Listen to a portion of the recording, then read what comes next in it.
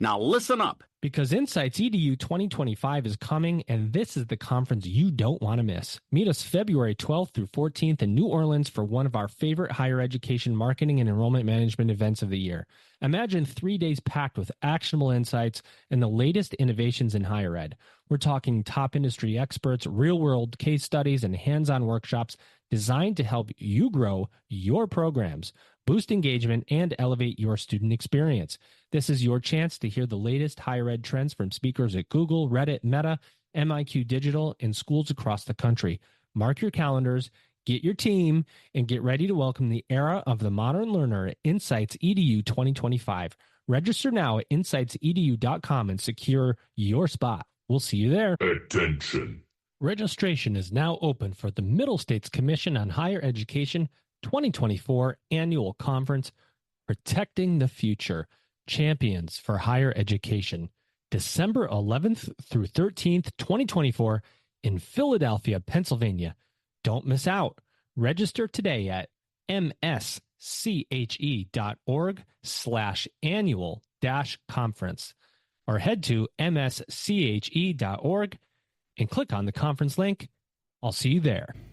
Hey everybody, this is Elvin Freitas, co-founder of the EdUp Experience, and today we are extremely excited to announce our paid subscription service. By subscribing today, you will get exclusive early access to ad-free episodes, extended episodes, bonus episodes, original content. That's right, original content and invites to special events, all while helping to sustain EdUp.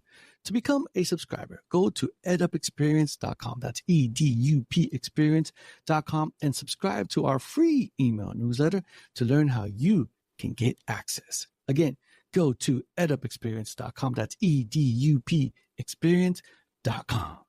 Welcome back, everybody. It's your time to EdUp on the EdUp Experience podcast, where we make education your business. This is Dr. Joe Salustio back with you again. I've said it, and I'm going to say it again until it actually happens. We are so close. I mean, so close to have interviewed. Actually, we've interviewed more than 300 college presidents, but we have released only about 298, 299, somewhere around there.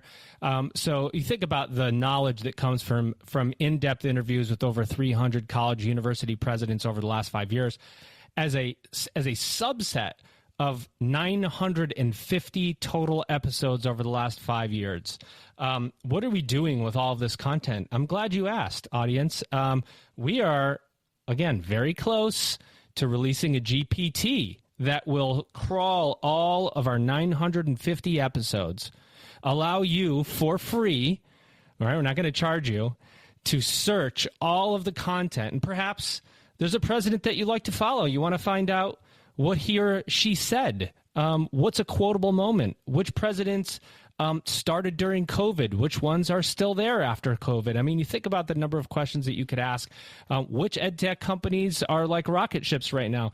I'm making these things up because I'm obviously a prompt engineer, but you think about the things you can ask GPT that has this level of content. Now that I've said it on the air, co-founder Elvin Freitas, you've got to find a way to make it happen. I'm actually backing you into a corner, my friend.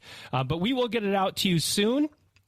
And if we've had a president back on this podcast multiple times, which we do for very, very VIPs, then you can hear what they said years ago, what they said in between, and what they're saying about the future to see if what they said 3-4 years ago came true, which is a pretty cool thing for us to be able to release, I think.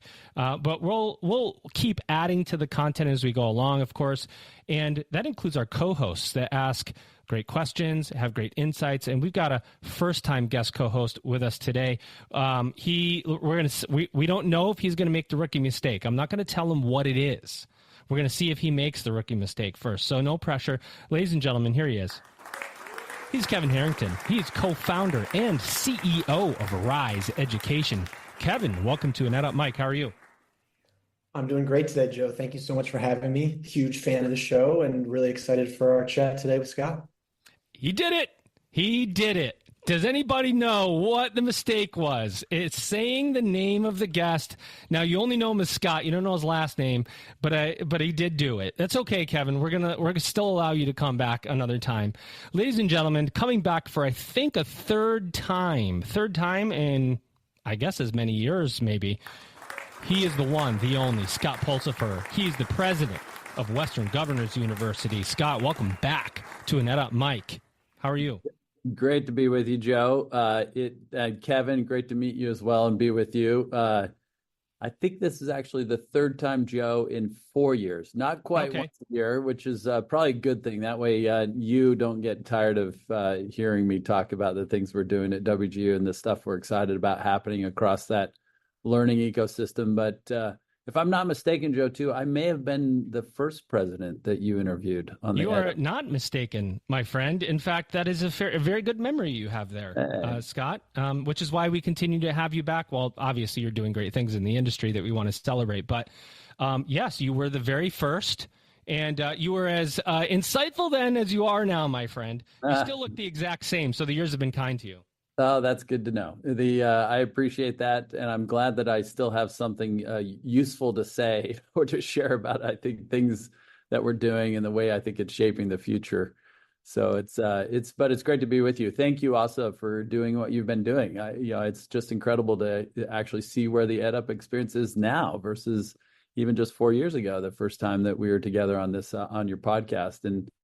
And it's certainly provided a lot of valuable content to so many individuals who are out there trying to advance the innovation they're driving across curriculum design or student experience models or instructional experiences, or even how we finance and make education more affordable, or how we try to make it more relevant to the work. And so you've certainly put a lot of incredibly valuable content out there, and I appreciate you for it. And appreciate Alvin. I know that we don't hear him or see him on this one, but I think both of you were with me the first time, but it's also appreciate everything that Alvin has done as well. We always say Alvin Freitas, not often seen, but always behind the scenes. That's what we say about him. And Scott, I don't know if you know this, and to remind you, but our relationship, I just was able to come to South by Southwest. I was be able to come. It was this past March, maybe. And I spoke on a panel with the one and only Dr. now Linda Battles and my co-author Kate Colbert to on the WGU stage.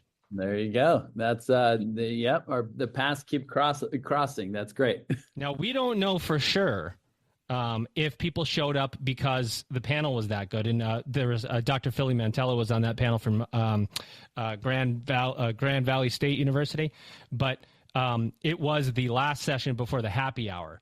So I like to think that the content was that good, but we're never going to clarify why. Were the drinks being served during the panel, Joe? No, but there were more people towards the end of the presentation than there were at the beginning. Well, there you go. Then I would say the content. You were already going viral while the panel was actually occurring. So there, drew people. That's right. Real time gains. That's what we're having. And speaking of real time gains.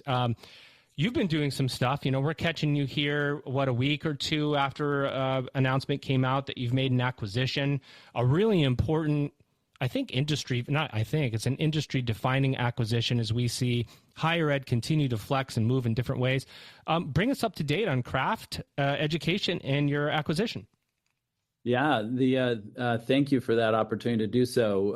It was a couple weeks ago, I think, that we announced WGU's acquisition of Craft. We're so excited about Mallory Dwindle-Palish and Sarah and so many others there that are actually bringing their incredible vision as well as all the technologies and services and their kind of passion for enabling so many individuals that are already working, that are now being recognized and afforded the credit that also comes with the learning or the acquisition of knowledge, skill, and ability that they're also achieving while working.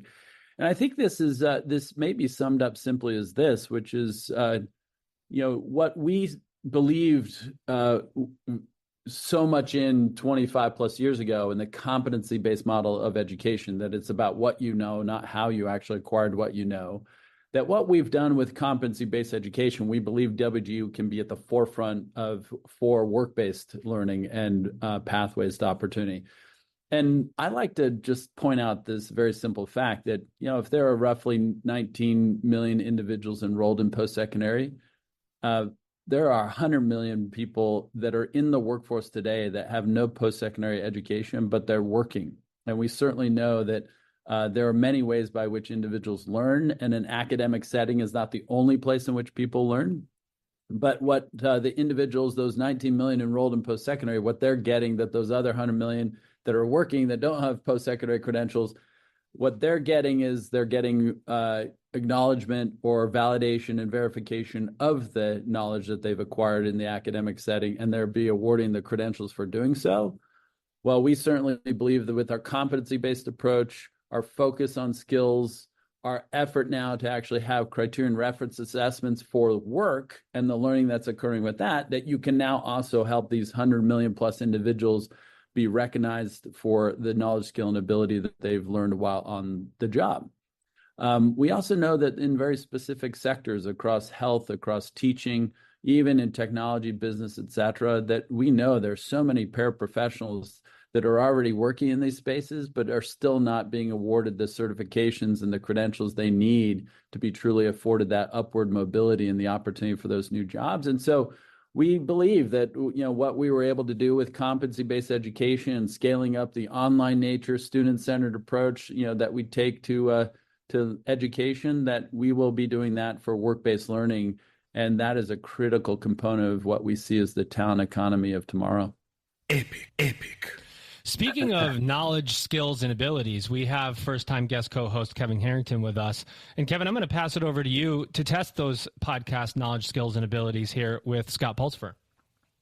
Yeah, thank you very much again, Joe. And sorry for that rookie mistake earlier. It won't happen again when I'm hopefully a veteran on the show. Let me get my Jeopardy buzzer ready.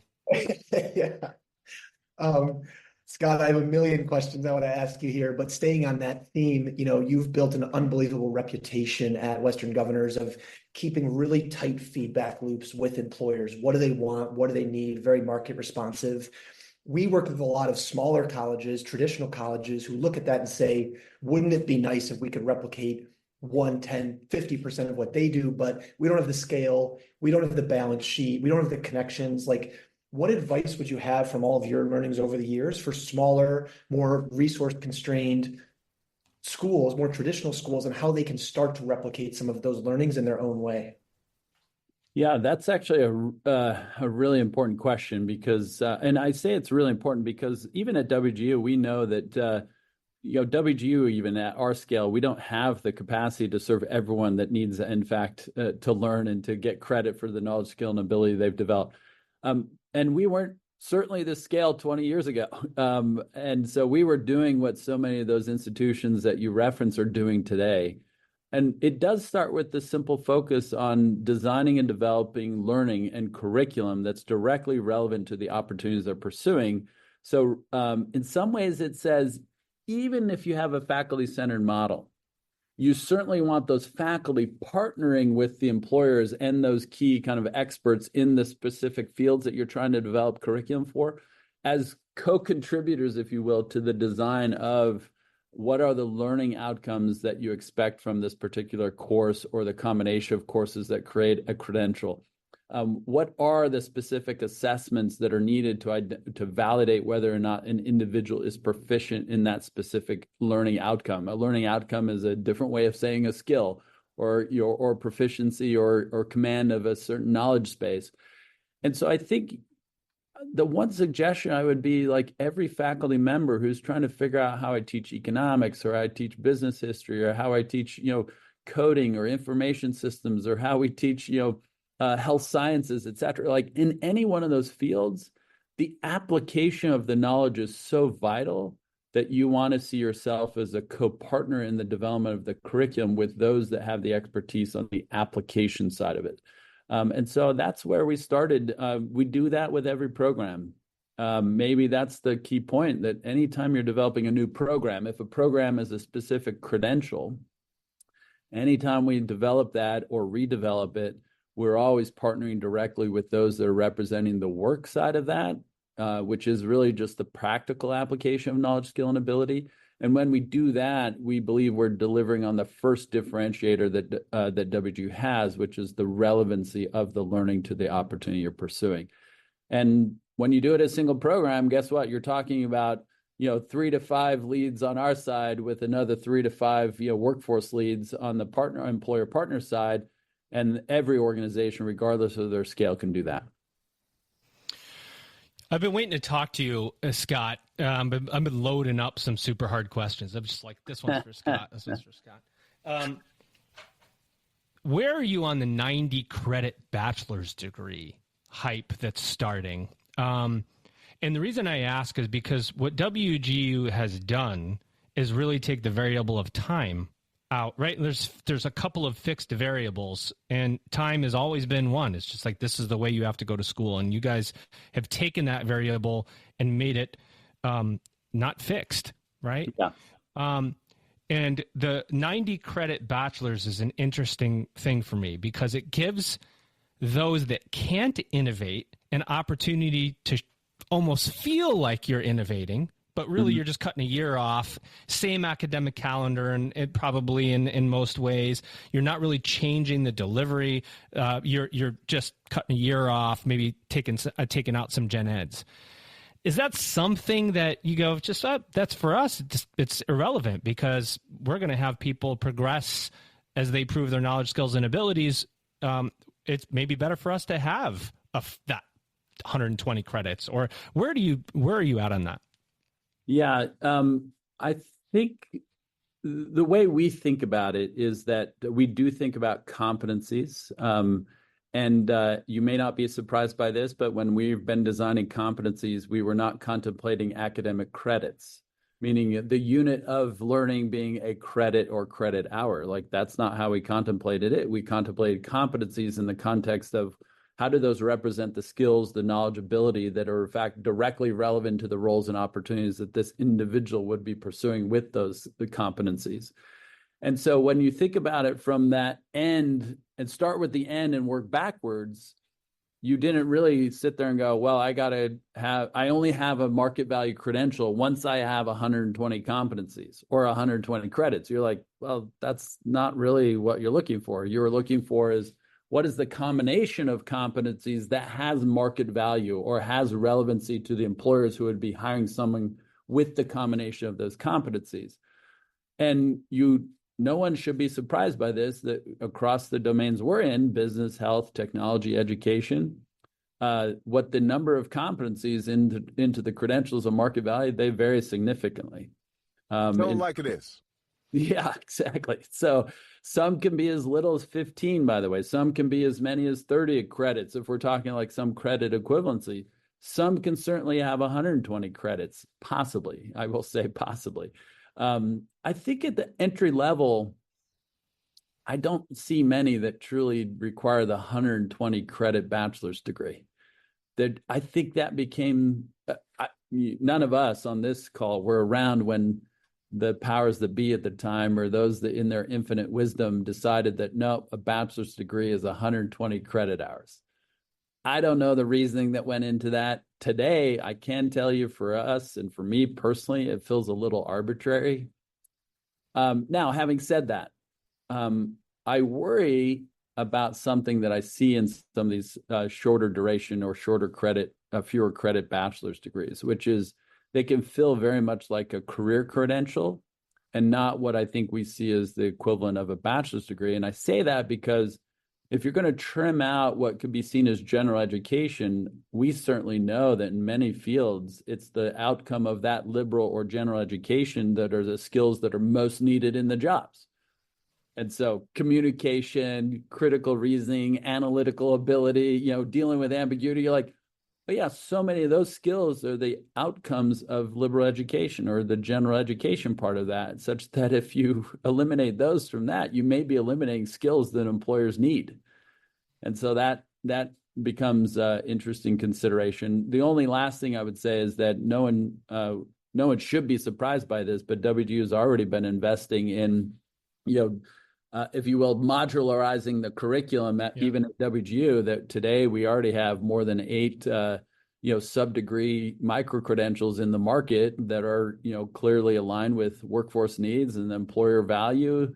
And those aren't bachelor's degrees, but they certainly scaffold into bachelor's degrees. And so they don't end up as a opportunity cul-de-sac, if you will. So anyway, that's all to say maybe the big takeaway, Joe, from your question is that we certainly should see modularity or greater modularity of learning credentials in the future, that a bachelor's degree will still exist, and we should be comfortable with the fact that it can vary in terms of the total number of equivalent competency units or credits that are in that bachelor's degree, and they still are relevant to the opportunity. Kevin. Yeah, on that same note, you mentioned sort of the powers that be that set up this system, a long time ago, certainly before my time.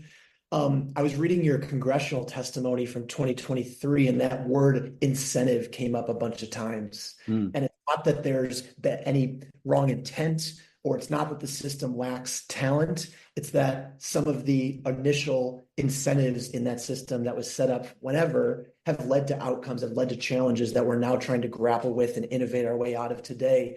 If you were in charge of those congressional committees or could sort of wave a magic wand as a legislator, how would you start to approach the incentives in the system and sort of reworking them for the realities of a learner in 2024? You do this. Execute Order 66. I do wonder, Joe, how many of your listeners can remember that reference from that? Yeah, more than you think, actually. That's probably true. I think here's what we do know is that the student should be the primary beneficiary of everything that we do in education.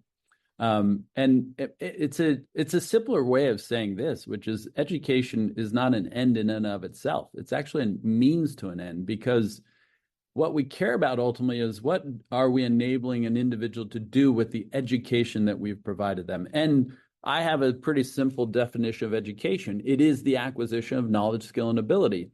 To then apply that knowledge, skill, and ability, that's what we're trying to do with it. So having said that, I think there's some pretty simple things that your motivation or your incentives that you design to advance would be things like, well, how do you increase the probability that every student who starts completes? So you start obsessing about the instructional experience. You obsess about the different ways in which you're providing mentoring and advising support. You're obsessing about how you scaffold together different subject matters into a degree program. You're thinking differently about how do you make that more integrated in its design, because ultimately, if you start, you have to complete. Otherwise, you're not going to deliver on the value proposition. The next big thing you have to think about is, having completed, was it worth it? And you're only going to know if it's worth it if, first and foremost, having acquired that knowledge, skill, and ability, I converted it into opportunity. I now have opportunities to advance my life, to gain economic mobility, et cetera. And the other side of the is it worth it is, well, how much did I have to invest to acquire that opportunity as a result of acquiring the education? And that's the ROI on a pure economic sense. It is upside down. And it's fair to say that the institutions, nor the system that we have across the U.S., it's not been holding institutions or individuals accountable to that value proposition. But we at WGU have said, well, we have to do that for ourselves, even if no one else is doing it for us, because that's ultimately who we serve. It's whether or not it's helping individuals change their lives for the better. Scott, when I interviewed you the first time, you were 4 years in. Now 8 years. I think you're going on your 9th year. I mean, that's a pretty good run. How many students do you have now? 180? Where are you guys at? Yeah, we have roughly 180,000 concurrently enrolled. But remember, we enroll every month. And so I think last academic year, we served well over 275,000 students last year. I love the qualifier, because people when you think about how agencies and how traditionalists count things, you have to count them differently at WGU. It doesn't work. Yeah, in most places they have a 2-term model, and it's an annual, like who you enrolled in the fall, the same ones you have in next spring. And we're like, well, we enroll every month, and so people graduate every month. Some have to stop out every month, and so if you sum up the total number of unique individuals at WGU in an academic year, it's very different than what you'd have at a traditional institution. But yeah, we are definitely operating at a much different scale today than we were when I started. And I'm pretty sure you guys are in year 26 or 7. And you know your history well. Yeah, you've been on here a couple times, you know. So yeah, we're right now in our 28th year, so we haven't yet 28th anniversary, but we're past 27 years from our founding in January of 1997. So, well, listen, I want to tell you a story real fast, and then I'm going to give it back to Kevin. He can take it. This is a story of my buddy, not me, my buddy. Okay. Very innovative guy, good looking too. I mean, just if I could rank this guy in terms of incredibleness, he is just massively incredible. Anyway, he's my friend. He worked at this institution, and the fastest growing, this institution was wanting to innovate, and this institution was starting to take online students on a traditional calendar, seeing great gains because they're going out to market, and you're starting to see those great gains on that traditional calendar. Driving change at the institution was very hard. My buddy it was very difficult. A lot of pushback on different academic models. Anytime my friend tried to change anything, you'd have groups of people going, there he goes again. Who the heck does he think he is? Really good guy, by the way. And the fastest growing university in this state was Western Governors University. And my buddy was just going, Pulsipher, he's got it. Anyway, long story short, the institution started to see the benefits of different academic models, thought about going in competency-based education because it makes sense. It just makes sense. And students want it. Well, the pushback at the institution was so strong that it got to the point where your traditionalists really started questioning the outcomes of people who had competency-based education degrees, not even wanting to take that credit into, if you've got CBE credit from somewhere, we won't even take that credit. And my buddy was going, are you insane? The student's just going to simply go to the Western Governors University or elsewhere. Why is it so hard for an institution to adopt CBE? Is it because you've talked to hundreds of presidents, as many people or more than I do. It makes sense. It's like using a spoon to eat cereal. It makes sense, but we still, we just can't do it some places. Why is that? Mark your calendars now for February 12th through 14th, because this is where we welcome the era of the modern learner and the most anticipated higher education marketing and enrollment management conference of the year. We're headed to New Orleans for Insights EDU 2025. This year's event is packed with speakers from companies like Google, Meta, Reddit, and MIQ Digital, and schools across the country. Ready to learn how AI is transforming the marketing landscape and how to adapt your programs to the preferences and demands of the modern learner? Then Insights EDU 2025 is where you need to be. Register now at insightsedu.com. Attention. Registration is now open for the Middle States Commission on Higher Education 2024 Annual Conference, Protecting the Future, Champions for Higher Education, December 11th through 13, 2024 in Philadelphia, Pennsylvania. Don't miss out. Register today at msche.org/annual-conference. We'll see you there. Hey, everybody. This is Elvin Freitas, co-founder of the EdUp Experience. Are you enjoying the conversation so far? Good. I hope so. Did you know that you can actually hear this conversation early before anybody else and ad free, so you don't have to hear my voice during these ads? And did you also know that you could get extended episodes, bonus episodes, original content? That's right, original content and invites to special events, all while helping to sustain EdUp? Well, if you didn't know, now you know. So go to edupexperience.com, that's EDUP experience.com, and become a subscriber today. First, you got to sign up to our free email newsletter, and then you'll find out how to become a subscriber. Again, go to edupexperience.com. It comes back to Kevin's question because, there's a couple different reasons, but there's maybe two just to simply highlight. And the first is Kevin's question, because right now there's actually no incentive to reinvent the models that have existed for more than a century and very much got codified by AAUP back in 1925, then again in 1940, where we effectively solidified the credit hour as the measure or the unit of learning. We solidified faculty shared governance, meaning that only these deemed worthy individuals actually were at the frontier of the respective subject matters, et cetera, that they are the only ones who could logically be assumed to teach, to teach in these different subject matters. We had certain things like academic freedom that were more aligned with research than they were with teaching. You even started creating the tenure system to where, in fact, you're rewarding professors for advancing a domain of thought, not for the quality of the instruction and the development of mastery among the students they teach. And so you can see just simply misalignments. And that's to say, by the way, nothing of the fact that introduce athletics, introduce, the research enterprise, introduce the whole student life experience, and you're creating this micro city that now you're delivering on emerging adult value proposition that may intersect with learning, but it has its own dimension of value too that you have to, and you now can start to see that, like, man, in all of that, you have such a broad value proposition that you can't do it all into this single monolithic thing that we call university, or they're so misaligned with the core focus on delivering value for the students that reinventing inside of that context gets really hard. I think we may have, I don't know if I've said it on your podcast, but I would say that I've said this before, which is it shouldn't be lost on folks when they consider WGU's history that the governors of these states, which already had their public systems of higher education, funded the creation of a new private nonprofit to do what we've done.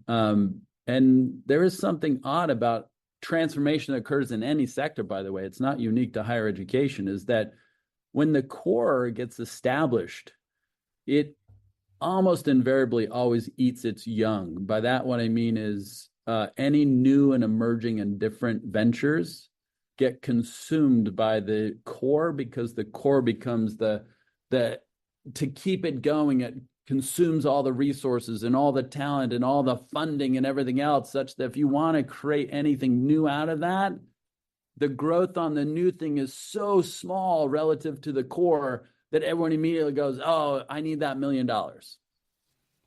And it ends up just working against the reinvention that has to occur. And this was captured by Clayton Christensen in his disruptive technology theories. Like, we've seen this pattern happen again and again. This is seen in NVIDIA versus Intel. You're like, yep. Hey, guess what? And one of the interesting things in your story too, I would say, Joe, is that the early successes of the new invention that he was trying to advance, actually he or she, I think you said a he, but yeah. It's my buddy. Yeah, my buddy. Yeah. So that he was already discovering that it was allowing them to serve what could be previously considered non-consumers.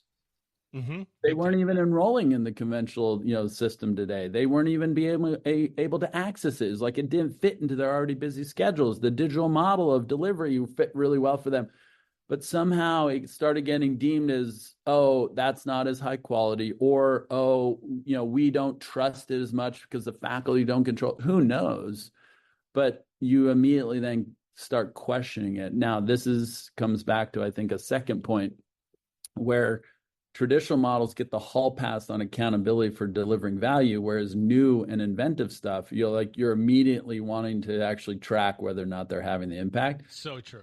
And at least at WGU, we're trying to be very transparent about how we're doing.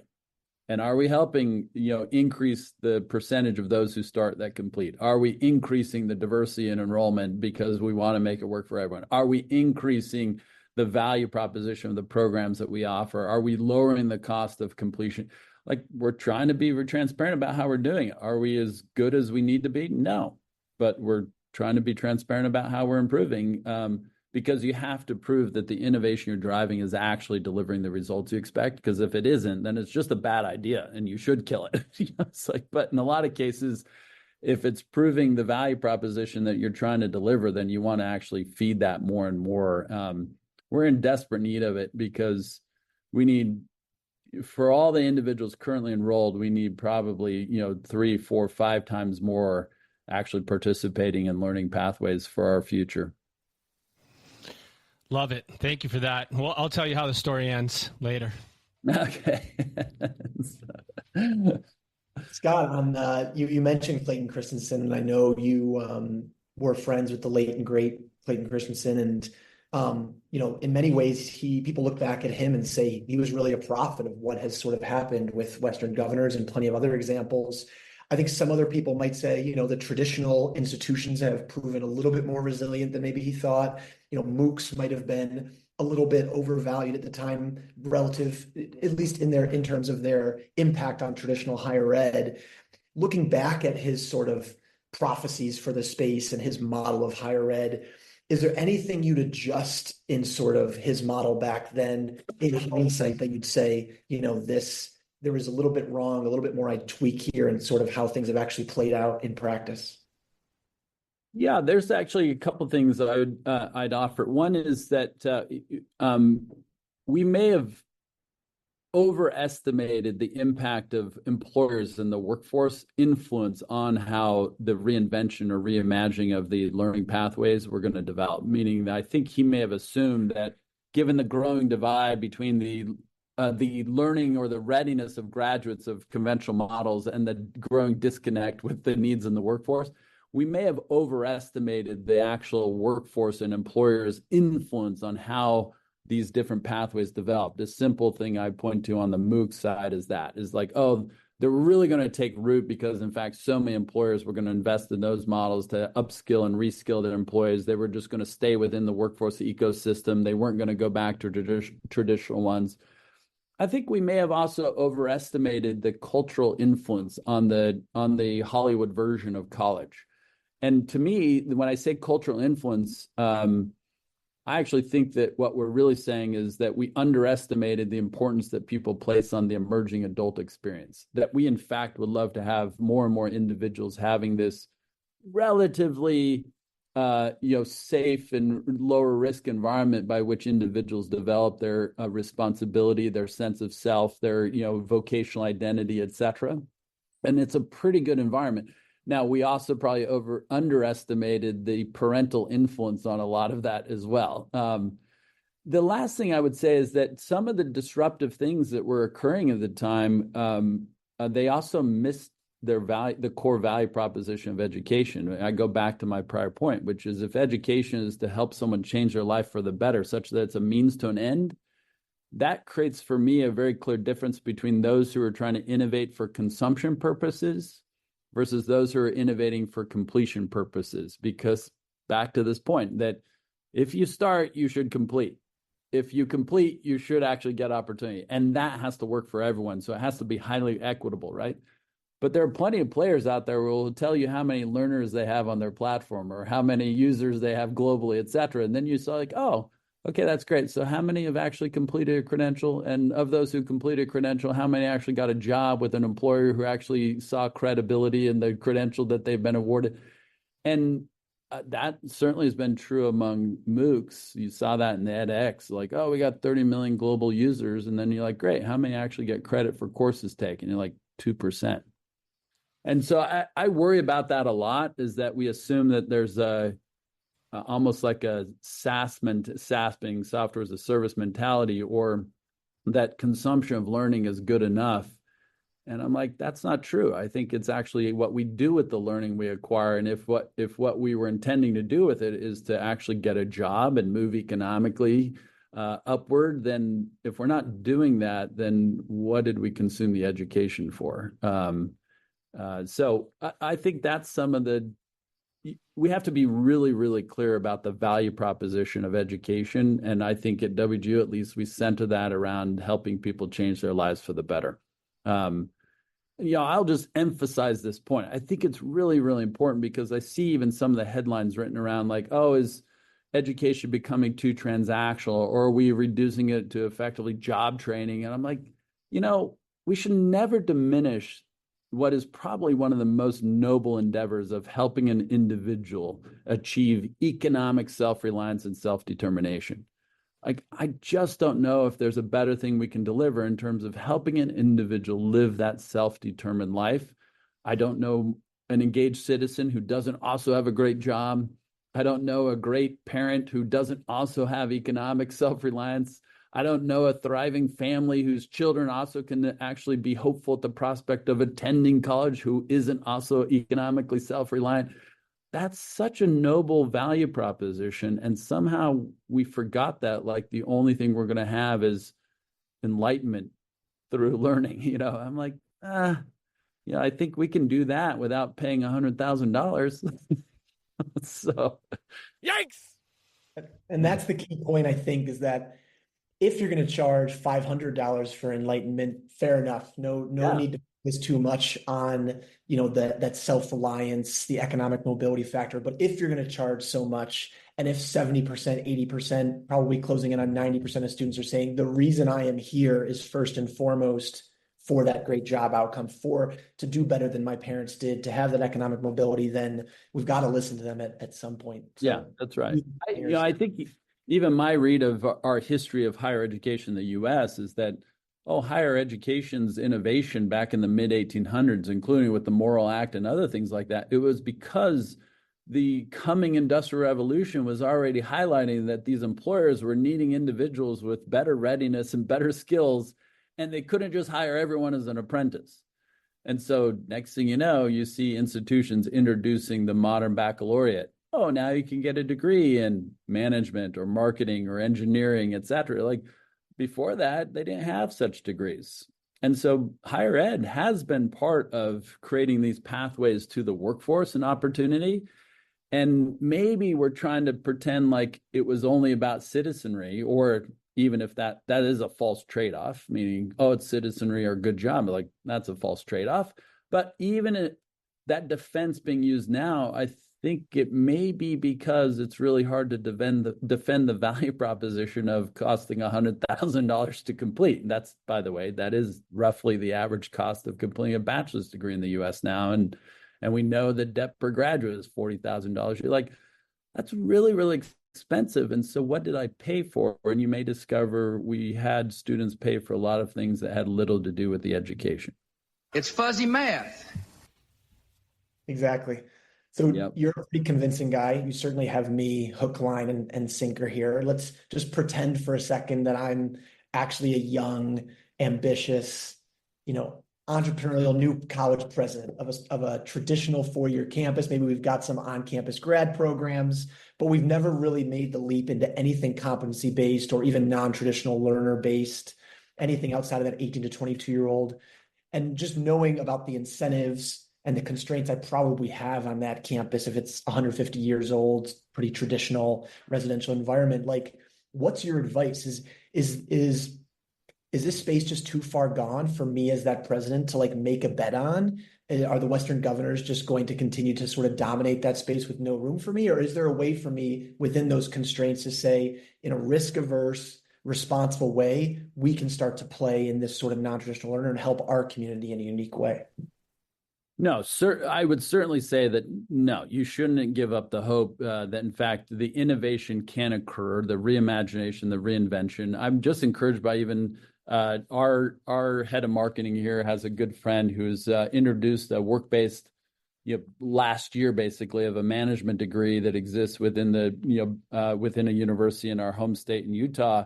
And it's really interesting just to even see how today they're integrating these work-based credit granting learning models into, traditional academic models. So even at the fringes, you see that. You certainly know how Northeastern said, oh, no, it's not even just this 15 or 18 credit. It's a whole year's worth, because if you don't know how to practically apply the learning into the environment, then you also are not actually being prepared for the opportunities you're trying to pursue. Or if it is online delivery, you certainly see now pandemic was a great catalyst for all the institutions that we need delivering online first, digital first designs for how do you deliver instruction and learning, how do you deliver assessments, and so I think when you do that, by the way, you're now exposing more of the institution to other things like time and place barriers that they took as givens before. Like, well, every single one of us, we've already seen this happen in other consumer fields. Just think of how we used to watch sitcoms. Like, it's must-see TV night on Thursdays on NBC. I gotta watch my favorite shows and Friends and Seinfeld, whatever else was on. Wait, what did you say? Like, Well, let's start the insanity. Yeah. And guess where we are today? He was like, yeah, I'm annoyed on all those streaming services says, oh, next episode will be available next week. You're like, can you just give me all 10 episodes so I can binge watch it when I'm on a flight or something? It's maddening, and they're like, why are we pushing these models of yore into the new digital first consumption experience? I only bring up this reference because guess what lectures are? They're just content. And so why do we care when the student actually consumes the lecture? Like, why don't you just record that lecture and let them, consume that content when they should? And you may start discovering you have to rethink your instructional experience. I was encouraged by an accounting professor who basically did that approach. He provided all this digital content, and he said, when we come to class, it's now basically like a group tutoring session. We're going to go deep on the areas that you found confusing or less clear, et cetera. We're going to apply this to these particular circumstances. And the in-classroom environment was a totally different instructional experience than a lecture. And so I think there's a lot of encouraging things that would say, oh no, people aren't done innovating in this space. But some of those are going to then create real institutional change. I even certainly saw that our friend Clark Gilbert, who now he's the head commissioner for the entire LDS Church's higher education system. But hey, they at BYU Idaho now, they dropped athletics. They went to year-round enrollment. They did all these things. They're like, wait a second, you just you increase your capacity to serve by 30 to 35% by just having 3 terms a year instead of no one there during spring and summer. You're like, okay, that was pretty inventive, and they're pushing even some of those 90 credit bachelors. Like, there's some really cool innovations that are happening out there that is going to create institutional shifts. Those who are figuring out how to do that, they're the ones who are going to survive. Others who are stuck, you're going to, what was it year to date? I think something like 2 institutions a week are closing their doors because they can't figure out how to innovate towards that future. And so that's kind of an imperative. So whether it happens or not, Kevin, I think it's kind of it's an imperative if you want to actually be relevant and you don't have a Division I football team or some other major, like, you're going to have a tough time continue to deliver a high quality value proposition to the students you've historically served. Totally agree. We're seeing it every day across, especially the traditional colleges, just asking more and more questions on that topic.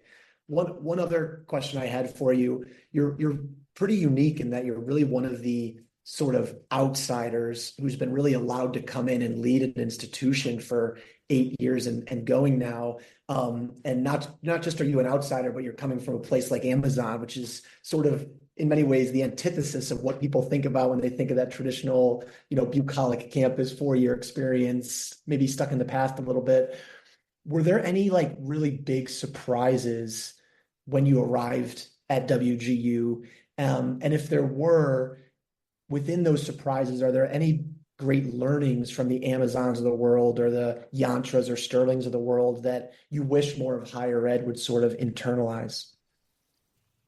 Yeah, well, the biggest one starts with some of the topics that we've discussed, which is you have to be really clear about who the primary beneficiary is of everything that you do. And it doesn't mean that an organization can't have different markets or different customers that they serve, but you better be really clear about that too. And it may be actually that it's okay if those different customers or those different constituencies that your singular organization was designed to serve, maybe it shouldn't be a singular organization anymore, because this trying to serve 2 different, customers, if you will, ends up creating contention or trade-offs of resourcing and priority that in fact ends up underserving both constituencies.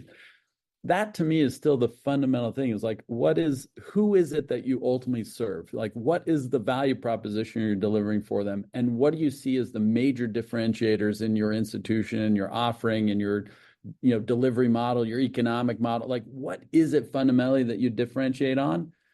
And now that to me is something that I was more familiar with in the private sector, such that it was a learning for me in the higher education sector, because you have other things that buttress the repeat of the same thing across hundreds, if not thousands of institutions, rather than allowing thousands of institutions to differentiate across different, dimensions or vectors, et cetera, while still delivering a value proposition of education to change one's life. Simple examples are regulatory compliance for federal student aid, accreditation compliance to be compliant for federal student aid. Like, you create these things that basically says you have every institution looking alike. And how often do you see that in other spaces? It doesn't mean that, like, just take travel. Even though there are 10 different airlines in the US and 35 or 40 globally, your experience of the travel is very different across those different carriers. Or if you think of retailing, there's so many different categories of retailing. At Evolve and look the exact same way. Like, we wouldn't end up with consumer preferences, or not all consumers would be able to be served. And so I see certain things that have buttressed this level of consistency or repetition that isn't necessarily good for driving the innovation that we need to have for us to serve students going forward. The only other thing that is a learning for me from a leadership standpoint is that it was one time said to me, is like, we're worried that Scott's going to make things too corporate, too business-like. And I really? Yeah, not surprised, right? That somehow that there isn't the business of education, that, like the management of it. And I had a really wise trustee who said, there's never a good excuse for bad management, right? That even education, it has a value proposition. It has a customer that's trying to serve. It has a way in which it's trying to differentiate. And the management of those practices, processes, the configuration of the organization, like, you have to do that really, really well in education, just the same way you have to do it in any other sector in which your institution operates. And so that was, I think that's what was kind of being said, is like, we don't like the management practices. But in fact, we didn't really adopt management practices of our private sector. We just focused on what are the management practices that we need at WGU to do the things that we're trying to do for the students that we serve. And having that clarity to say, well, we have to not only design a different curricular approach or instructional approach, but we also have to configure our processes and practices as an organization to ensure we deliver on that with real fidelity and high value. Otherwise, WGU would fail. And so that's maybe something that would be a lesson for any leader out there, to say, hey, listen, there's never a good excuse for bad management. You reminded me of something back to our very first conversation, Scott, and we were talking, I think we were talking about, it might have been the second conversation we had, because we were in COVID or coming off of COVID. And I remember you saying, I quote, WGU is engineered to prevent being affected by COVID. And then you look at FAFSA, and because you start monthly, because you're serving primarily a working learner, modern student, those black swan events avoided any disruption, because you didn't need the new FAFSA. You had the current FAFSA up until the new FAFSA was ready, and then you had the new FAFSA. So you didn't rely on the reliance. You didn't have reliance on place-based education, on a particular FAFSA cycle that academic models are based on. So you grew during these times, and I don't think WGU isn't given enough credit for that. And somebody's going to write something someday that says that you were the black swan. You prevented being affected by these black swan events, and here's why. I mean, I think it's just so crazy when you think about it in that way, how you avoided the disruption.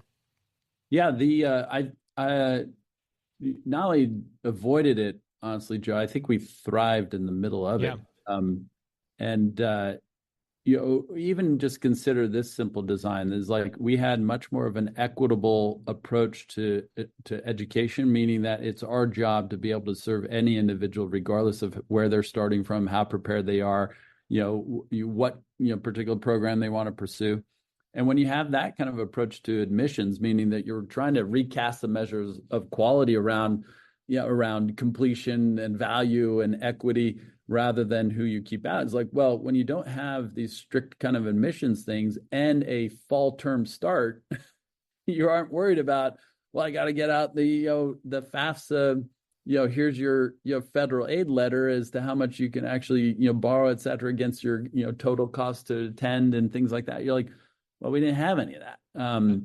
It did allow us to package and partner with the Department of Education to give them all this feedback and closed loop kind of data so they knew whether or not they were preparing themselves, et cetera, because the whole time we're always packaging with that monthly start. But these are parts where we sometimes take for granted at WGU some of these things that have been highly disruptive. The fact that Bob Mendenhall himself said, well, if there's no seat time requirement, then why is there a term?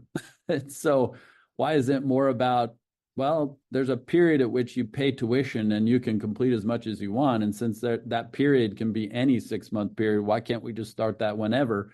Even now we're trying to disrupt ourselves, which is, why did we do it at the first of every month? Why can't you just start any day? It's like, you have subscription-based Title IV that's available now based on credit accrual. So there's lots of things that can still be done to disrupt your own model. Hey, people take out loans all the time, and the payment due date on their loan is the day they took out the loan, And there's all these cycles that we get into that you're just like, oh, yeah, why did we even have to do that? So I think back to, Kevin, some of your questions, as you think about where WGU is today, we are an incumbent. And so even while we may not look all like the ones that are a century old, is like we now see ourselves as incumbent, and guess who we're trying to disrupt? Ourselves. So we're like, all right, that was great. That's the 1.0 version. It's like, what's the 2.0 version? Because even the things that we have today, we don't see persisting into the future. And so we have to keep disrupting ourselves.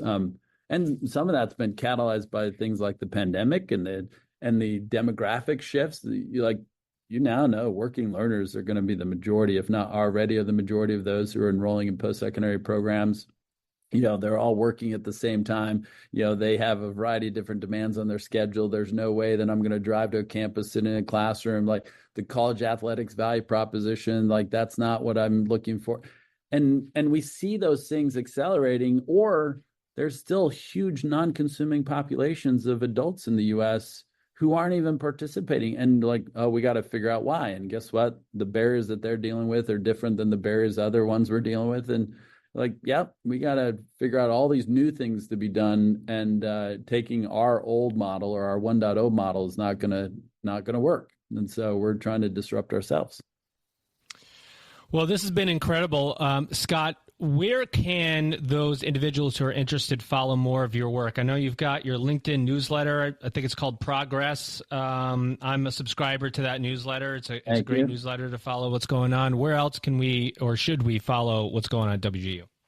Well, I think certainly across wgu.edu and our newsroom is like we try to regularly kind of provide information about some of the things that we're advancing. I would suggest that folks who are also interested in more of the innovation and research space, that they follow WGU Labs, that we actually are creating a platform and environment where many innovators across the whole sector can partner with WGU to invest, to explore new instructional models, new digital approaches, new, curriculum design things, or even the application of AI, et cetera. I'd certainly, our LinkedIn across myself or our chief academic officer, Courtney Hills Macbeth, it would be someone great to follow. So there's a variety of those places. And then we certainly participate with some of those broader organizations, whether it's the President Forum, which is a great network of collaborating institutions that are trying to be more student-centered and creating that learner-centered framework and design of how we rethink the methods and practices and designs, et cetera, of post-secondary. That's another good place. But anyway, so hopefully that gives your listeners a sense as to where they can get more about what WGU is doing, with whom we're partnering to do that. And we hopefully will have plenty of opportunities to partner with so many others. Kevin, I think I'd come back to something you raised, is that there are so many individuals across the sector today, whether they're professors, whether they're administrators, whether they're technology members and software developers. Everyone is seeing the ways in which we can change and make it better for our future. And they are trying to do what you mentioned, which is they're trying to figure out how to start letting that, plant its seeds, grow its roots, and then start taking and advancing and scaling up forward. And we need more of that partnership, not less. We don't see this as competition. There are just too many Americans who need to be served, and there's not enough capacity right now to serve all of them. And so the more we can partner together, I think it will accelerate the pace of innovation and change. Scott, more importantly, I know you're probably down to the minute and you're so busy, but we have to give Kevin a grade here on his first co-hosting opportunity here on the EdUp Experience podcast. How do you feel he did today, Scott? I think you did pretty awesome. I love the line of questioning that you have. You clearly are, as a thinker and a doer in the space, is like you've certainly dealt with many of the frustrations that we even at WGU have dealt with. And so I like that line of questioning that he had. And I certainly appreciate that one. It allowed us just to talk about more of the, it's not about the ingredients, I guess, if you will. It's more about like, all right, if you want to be a chef or if you want to actually, what are the practices or approaches that one has to take to help advance the ideas that are emerging, and how do we avoid those ideas dying on the vine? How do we foster collaboration and sponsorship, and how do we draw resource to it? Like, that's a great line of questioning, and you can tell that, Kevin, you're an operator and trying to make a difference in that space. So I appreciate that line of questioning. So that's a B, I think. It's a B. You're competent. You're like, we don't have grades, Joe. So you're like, you passed. Right. You're competent. That's as good as I can hope for, and it means a lot coming from you, Scott, despite the rookie mistake at the beginning, which I will not make again. Made up for that. Well, there you have it, everybody. My guest co-host, he's Kevin Harrington. He's co-founder and CEO of Rise Education. Make sure you check out the amazing, amazing work they're doing in the space. And, of course, we'll see him next year. My guest, he's your guest today. He's Scott Pulsipher. He's the president of Western Governors University, one of the leading and largest universities in the world. Scott, it's been a pleasure and honor to host you again, my friend. Always great to be with you. Thank you so much for the time today. Ladies and gentlemen, you've just EdUp'd. Now listen up. Because Insights EDU 2025 is coming, and this is the conference you don't want to miss. Meet us February 12th through 14th in New Orleans for one of our favorite higher education marketing and enrollment management events of the year. Imagine 3 days packed with actionable insights and the latest innovations in higher ed. We're talking top industry experts, real-world case studies, and hands-on workshops designed to help you grow your programs, boost engagement, and elevate your student experience. This is your chance to hear the latest higher ed trends from speakers at Google, Reddit, Meta, MIQ Digital, and schools across the country.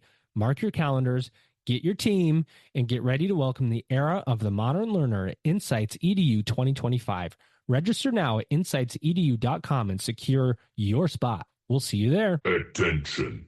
Registration is now open for the Middle States Commission on Higher Education 2024 Annual Conference, Protecting the Future, Champions for Higher Education, December 11th through 13th, 2024 in Philadelphia, Pennsylvania.